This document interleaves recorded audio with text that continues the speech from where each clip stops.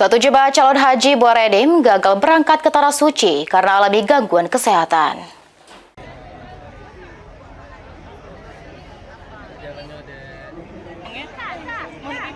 Kementerian Haji dan Umroh Kabupaten Muara Enim dan pemerintah Kabupaten Muara Enim melepaskan jemaah calon haji atau JCH. Lokasi pemberangkatan di seputaran Masjid Agung Muara Enim.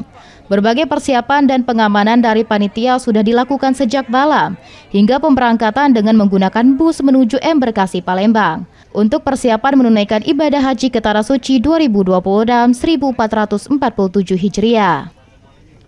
Kepala Kementerian Haji dan Umroh Kabupaten Muara Enim, Muhammad Amin, mengatakan jemaah calon haji Kabupaten Muara Enim seluruhnya berjumlah 310 tergabung dalam 2 kloter, yakni kloter 12 sebanyak 4 orang dan kloter 15 sebanyak 306.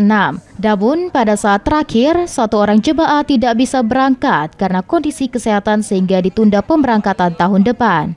Pemberangkatan akan melewati tol langsung, tidak melewati gelombang. Lantaran jemaah haji dari Gelombang akan berangkat menuju asrama haji Palembang secara mandiri. 15 hari ini Kabupaten Muara Enim yang awalnya 306, detik-detik terakhir ada yang sakit, jadi dinyatakan oleh Dinas Kesehatan tidak bisa melanjutkan perjalanan atau gagal tunda dulu. Pemerintah Kabupaten Muara Enim telah resmi melepas JCH.